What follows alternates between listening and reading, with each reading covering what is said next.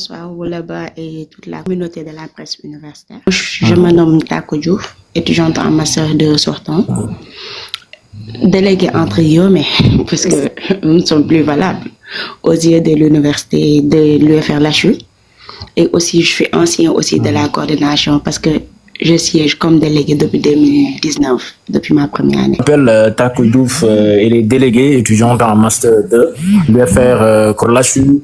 Donc, si vous avez bien suivi nos reportages sur la presse universitaire, elle faisait partie, elle aussi, c'est dans Tako Diouf, il y avait les ADEL, elles sont aujourd'hui témoins de tout ce qui se passe dans cette université. Alors, Tako Diouf, aujourd'hui, nous avons constaté qu'il y a l'université Assane Seck de Ziguinchor est en crise. Voilà, des communiqués qui sortent de partout avec des décisions dont nombreux ont jugé, comment dirais-je, encore très rigoureux pour les étudiants. Vous, en tant que délégué, représentante d'étudiants de l'UFR-LHU, Tako, votre point de vue sur la situation actuelle qui prévaut au sein de l'université, surtout le cas UFR-LHU. Bon, pour le cas de l'HU, je ne vais pas trop m'inquiéter parce que avant le dernier CA, au conseil du UFR, l'administration de notre UFR avait décidé que si la coordination accepte les négociations qui vont être entreprises avec les autorités universitaires, ils sont prêts à reprendre l'année tout en tenant les 2 sessions comme le calendrier le dictait. Mais entre-temps, je ne peux pas te dire exactement ce qui a changé jusqu'à ce que ça a conduit un autre communiqué d'ICA disant que les 2 sessions comme semestre 1 et 2 seront des sessions uniques. Et le semestre 2 est conditionné que si et seulement si les étudiants décident de revenir le 6 et passer ce délai du 13, le second semestre sera invalidé. Et je rappelle que l'invalidation de l'année, ce sera valable pour ceux qui sont tout étudiant de l'université. Parce que soit tu redoubles à moitié, soit tu redoubles de façon intégrale. Donc, quand je dis que tu redoubles à moitié, c'est parce que tu as validé le semestre 1 et que tu dois reprendre le semestre 2. Alors, en janvier, s'il n'y a pas de reprise, et ils considèrent que c'est nous, les étudiants, qui avons décidé de ne pas poursuivre le second semestre. Parce que si en bon français et que dans une analyse logique, le communiqué stipule que le sort de tous les étudiants maintenant est entre les mains de ceux qui se disent délégués pour l'instant à l'université et ceux qui sont en train de mener la reine. Parce que ceux qui se disent oui. Ceux qui se disent délégués, donc pour vous actuellement, il n'y a pas de délégués au sein de l'université. Ouais, parce que je rappelle qu'officiellement, dans les textes universitaires, la coordination n'est pas reconnue. Parce qu'il n'y a pas de texte qui régit la coordination. Seules les amicales du FR sont reconnues au sein de l'université parce que les amicales du UFR ont été reconnues par un décret ministériel.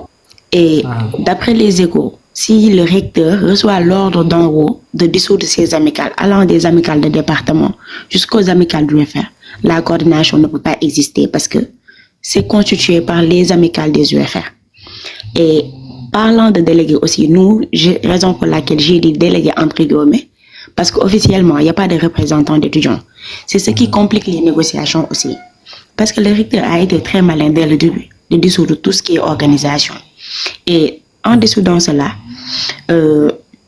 il n'ouvre pas des portes de négociation parce qu'il n'y a pas quelqu'un qui est valable ni légitime aux yeux de l'administration universitaire pour mener des négociations, ni contrecarrer leurs décisions. Pour vous, le recteur a reçu quand même des ordres venant du ministre. Ah ouais, c'est ce qu'on peut retenir parce que le recteur à lui seul, il n'a pas les prérogatives de dissoudre les amicales du FR qui sont reconnues par un Mais quand même, le ministre avait dit à l'université Gaston Saint-Louis que le conseil académique est autonome et ils sont libres. Ah, mais cela n'empêche pas qu'ils peuvent recevoir des directives d'en haut. Parce que même si l'administration universitaire est autonome et libre, ils sont contrôlés aussi. Bien vrai, c'est leur autonomie. Parlons d'une impossible autonomie. Parce que bien vrai qu'ils sont autonomes dans les textes. Mais quand il s'agit de fonctionnement et de prise de décision, ils peuvent recevoir des orientations du MESRI, de la présidence et un peu partout. Parce qu'en conseil d'académique, il faut rappeler que le recteur est juste celui qui ratifie les décisions d'une assemblée. Disons que c'est le président, mais il préside selon la décision d'une assemblée. Diouf, les étudiants sont dos au mur et ils sont dans l'obligation aujourd'hui de se conformer. En fait, moi, ce que je vois comme alternative, parce que là, eux, ils dégagent toute responsabilité.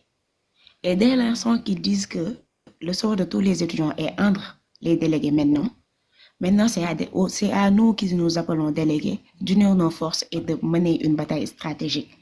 La seule solution qui semble opportune selon moi, c'est de demander aux étudiants de revenir le 6 janvier et de poursuivre, pour ceux qui n'ont pas encore terminé leur cours, les enseignements, ceux qui ont terminé d'avoir leur semaine de révision et faire les grèves, les examens du mois.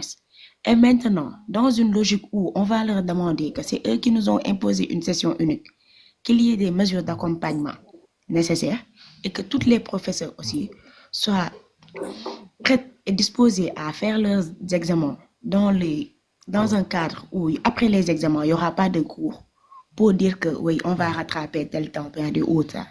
Maintenant, après les examens, dans l'attente des résultats, qu'on prépare un préavis de grève. S'il n'y a pas encore renouvellement, on essaie de faire un communiqué conjoint entre l'HU, ST et SS qui sont dans l'université, qui reçoivent toujours les intimidations, les menaces et autres j'en passe. De faire un communiqué conjoint et de dire aux administrateurs de l'université que d'ici mars pour le début de l'année universitaire 2024-2025, si les problèmes internes ne sont pas réglés et que les problèmes urgents qui émanent du MESRI aussi ne sont pas réglés, il n'y aura pas de réouverture de l'université pour l'année 2024-2025 et qu'ils sachent aussi que nous ne serons pas disposés à accueillir les nouveaux bacheliers.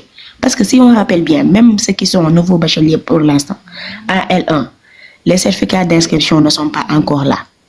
Les nouveaux salles qu'on réclame, il n'y a pas de poste de transformateur pour alimenter ces salles. L'infirmerie n'est pas habilitée à recevoir du monde. Le restaurant, n'en parlons pas. Et ce qui me fait le plus mal au cœur, c'est que parmi la dette du MESRI envers les repreneurs, Hassan Sek a la plus faible somme.